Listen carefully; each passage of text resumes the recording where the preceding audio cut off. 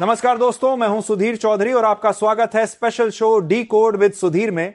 कल्पना कीजिए, समंदर में अमेरिकी जहाज खड़े हैं, आसमान में वेनेजुएला के F-16 जेट्स मंडरा रहे हैं, नीचे पानी में सबमरीन तैयार हैं और ऊपर आसमान में ड्रोन कैमरा देख रहा है। यह दृश्य किसी हॉलीवुड मूवी का नहीं बल्कि असली दुनिया का है, जहां अमेरिका और वेनेजुएला के बीच युद्ध का अलार्म बज चुका है। और बड़ा सवाल, क्या हम तीसरे विश्व युद्ध की ओर बढ़ रहे हैं? इससे पहले यदि आपने चैनल को सब्सक्राइब नहीं किया तो सब्सक्राइब कर लीजिए और वीडियो को लाइक कर दीजिए।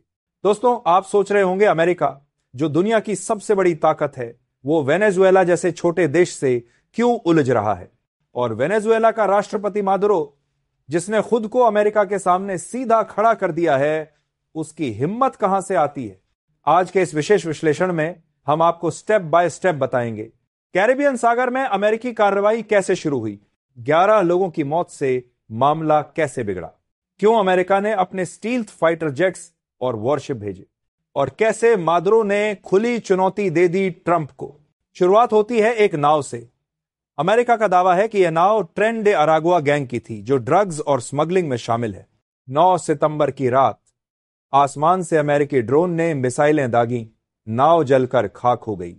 परिणाम 11 लोग मारे गए। अब यहां बड़ा सवाल उठता है, क्या वाकई वो लोग ड्रग्स माफिया थे? वेनेजुएला सरकार कहती है यह हमला गैर कानूनी था। वेनेजुएला का दावा है कि अमेरिका ने सिर्फ दिखाने के लिए निर्दोष लोगों को निशाना बनाया। कहानी यही खत्म नहीं होती। हमले के 2 दिन बाद अमेरिका ने एक ऐसा कदम उठाया जिसने पूरी दुनिया को चौंका दिया। अमेरिका ने कैरिबियन में भेज दिए 10 F-35 स्टील्थ जेट्स, 8 वॉरशिप्स और लगभग 4000 मरीन सैनिक।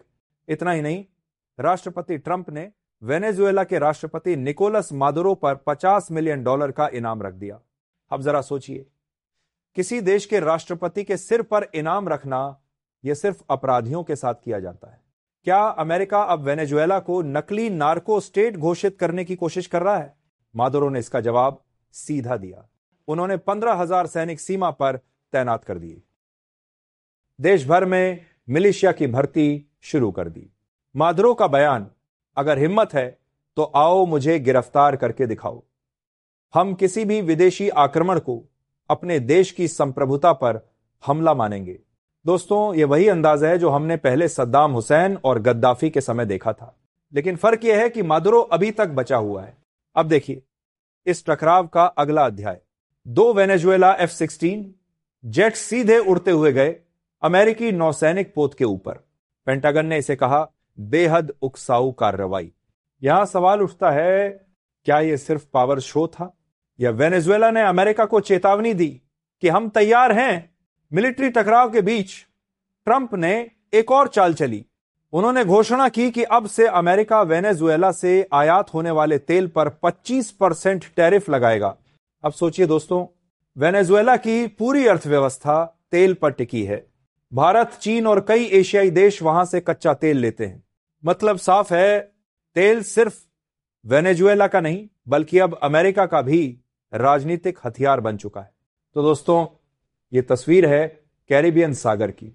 एक तरफ अमेरिका, जिसके पास दुनिया की सबसे ताकतवर सेना है, दूसरी तरफ वेनेजुएला, जो अपने छोटे छोटे जेट्स और सैनिकों से कह रहा है हम हार नहीं मानेंगे। लेकिन सवाल यह है कि क्या यह लड़ाई सिर्फ ड्रग्स और तेल की है, या फिर यह अमेरिका की सुपर पावर की ईगो है जो किसी छोटे देश को चुनौती देते हुए बर्दाश्त नहीं कर सकती? अब सवाल उठता है, क्या वेनेजुएला दूसरा इराक बनेगा, या फिर मादुरो अमेरिका के सामने खड़े रह पाएंगे? निकोलस मादुरो, वेनेजुएला के राष्ट्रपति, पिछले 10 सालों से सत्ता में हैं। उन पर आरोप है कि चुनाव धांधली से जीते जाते हैं। विपक्षी नेताओं को जेल में डाल दिया जाता है। अमेरिका और यूरोप इन्हें तानाशाह कहते हैं। लेकिन वेनेजुएला के गरीब वर्ग में मादुरो आज भी लोकप्रिय हैं, क्योंकि वे सब्सिडी और मुफ्त योजनाएं देते हैं। अब बात करते हैं अमेरिका की। क्या अमेरिका का मकसद सिर्फ ड्रग्स से लड़ना है? सवाल उठता है, अगर ड्रग्स ही मुद्दा है तो फिर कोलंबिया और मेक्सिको पर इतने हमले क्यों नहीं हुए? क्यों अमेरिका सिर्फ वेनेजुएला को टारगेट कर रहा है? जवाब है तेल। वेनेजुएला दुनिया का सबसे बड़ा तेल भंडार रखता है। लेकिन अमेरिका नहीं चाहता कि यह तेल भारत या चीन जैसे देशों के पास जाए। इसलिए अमेरिका ने आर्थिक टैरिफ का हथियार निकाला और मिलिट्री प्रेशर बढ़ा दिया। ऐसे में एक छोटा युद्ध, एक तेज तर्रार सैन्य कार्रवाई, ट्रंप पहले भी कहते रहे हैं, ड्रग्स हमारे बच्चों का सबसे बड़ा दुश्मन है। चीन पहले से ही वेनेजुएला में भारी निवेश कर चुका है, तेल और इंफ्रास्ट्रक्चर दोनों में। अगर अमेरिका यहां मिलिट्री एक्शन करता है तो यह सीधे चीन की निवेश नीति पर चोट होगी। इसीलिए चीन खुलकर मादुरो का साथ दे रहा है।